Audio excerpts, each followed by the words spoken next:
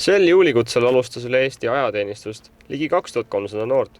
Klassiga ajateenistusse asus sel korral 30 klassi ja pea 70 sõpruskonda ning välismaalt saabus kutsealusid ajateenistusse Suurbritanniast, Soomest, Rootsist kui ka Norrast. Õppida ja kogemust saada tahaks see distsipliin ja kõik see on nagu huvitav ja see sõjamehe ikka kõik.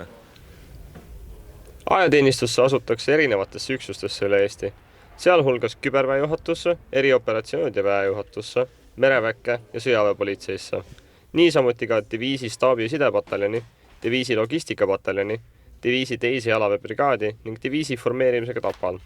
Esmakordselt formeeris Kaitsevägi diviisi esimese jalaväebrigaadi Tapa ja Jõhvi linnaku, diviisi suurtükiväepataljoni ja diviisi luurepataljoni kõik Tapal. Noorte kõrget kaitsetahet ilmestab ka jätkuval tõusudel olev omal algatusel ajateenistusse asunute protsent, mis käesoleva juulikutsega on suisa 77.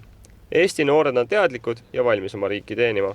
Tundub praegu okei, parem kui arvasin, et tulles oli palju teadmatust, mis kindlasti tekitas stressi.